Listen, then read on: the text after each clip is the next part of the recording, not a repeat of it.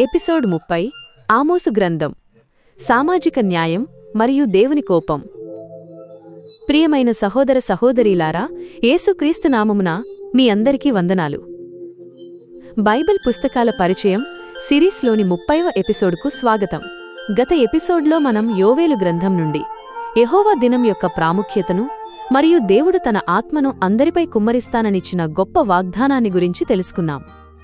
ఈ రోజు మనం చూడబోయే ఆమోసు గ్రంథం ఒక గ్రామీణ ప్రవక్త యొక్క సందేశాన్ని మనకు చూపిస్తుంది.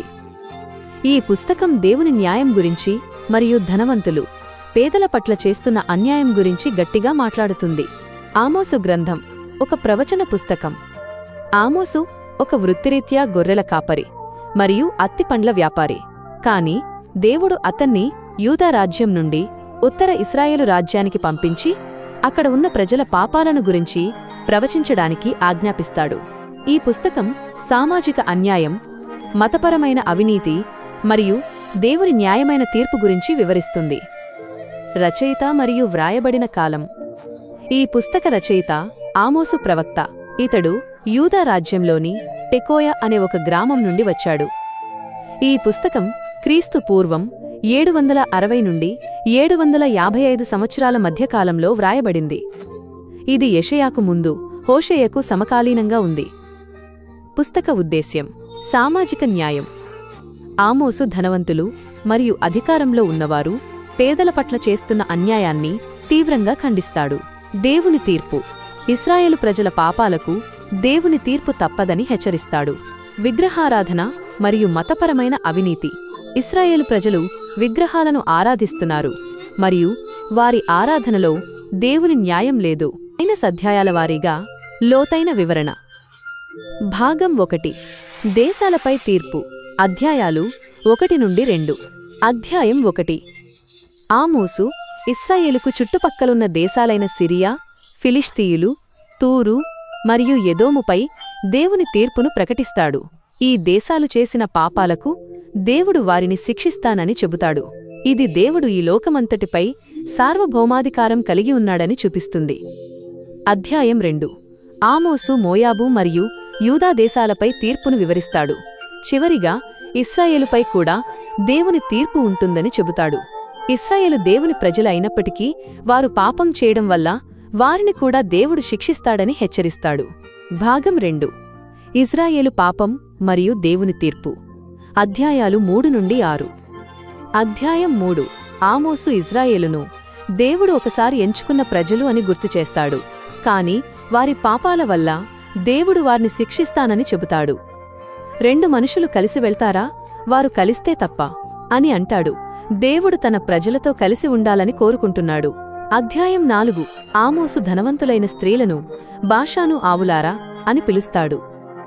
వారు పేదలను అణచివేస్తున్నారని, వారికి దేవుని నుండి శిక్ష తప్పదని హెచ్చరిస్తాడు. ఇశ్రాయేలు ప్రజలు తమను తాము శుద్ధి చేసుకోనందున వారు దేవునికి దూరమయ్యారని చెబుతాడు. అధ్యాయం 5. ఆమోసు ఇశ్రాయేలుకు ఒక విచారకరమైన గీతాన్ని పాడతాడు. వారు దేవునిని వెతకాలని, లేకపోతే వారు నాశనమవుతారని చెబుతాడు. దేవుడు వారి ఆరాధనను, వారి పండుగలను ఇష్టపడటం లేదని, కాని ఆయన న్యాయం మరియు నీతిని కోరుకుంటున్నాడని చెబుతాడు. న్యాయం నీళ్లవలె ప్రవహించనివ్వండి మరియు నీతి ఒక నిత్యమైన నదివలె ప్రవహించనివ్వండి అని అంటాడు. అధ్యాయం 6. ఆమోసు ఇశ్రాయేలు యొక్క ధనవంతులు మరియు అధికారంలో ఉన్నవారి అహంకారాన్ని గురించి వివరిస్తాడు. వారు విలాసవంతమైన జీవితాన్ని గడుపుతున్నారు, కాని పేదల కష్టాలను పట్టించుకోవడం లేదు. వారికి దేవుని తీర్పు తప్పదని చెబుతాడు. భాగం 3. 5 దృశ్యాలు మరియు పునరుద్ధరణ. అధ్యాయాలు 7 నుండి 9. అధ్యాయం 7.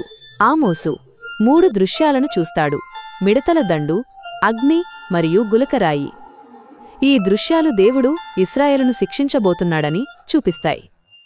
ఆమోసు ఈ శిక్ష నుండి దేవుడు వారిని రక్షించమని వేడుకుంటాడు. ఆ తరువాత బేతేలుకు యాజకుడైన అమజ్యా ఆమోసును బెదిరిస్తాడు. అధ్యాయం 8.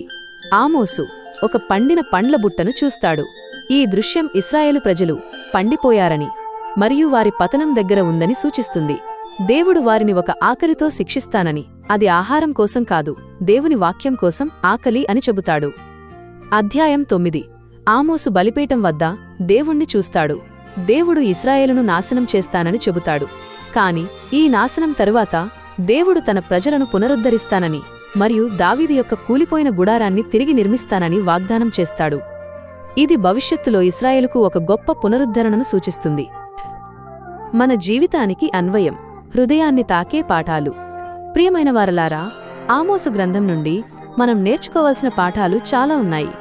1. దేవుని న్యాయం.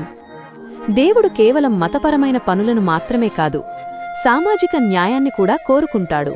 2. ఆరాధన మరియు నీతి. దేవుడు మన ఆరాధనను, ప్రార్థనలను మాత్రమే కాదు, మన జీవితంలో నిజమైన నీతిని కూడా కోరుకుంటాడు. 3. పాపం యొక్క పరిణామాలు. పాపం మన జీవితంలో మాత్రమే కాదు, సమాజంలో కూడా పతనాన్ని తెస్తుంది. 4. దేవునిపై నమ్మకం.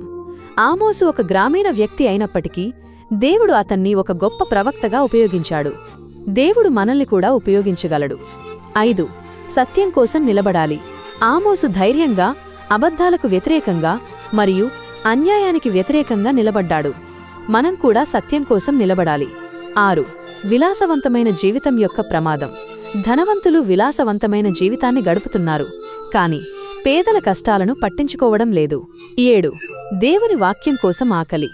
దేవుడు మనల్ని వాక్యం కోసం ఆకలితో శిక్షిస్తానని చెబుతాడు. మనం దేవుని వాక్యాన్ని ఆశతో చదవాలి. 8. పశ్చాత్తాపం యొక్క విలువ. శిక్ష నుండి తప్పించుకోవడానికి పశ్చాత్తాపం మాత్రమే మార్గం. 9.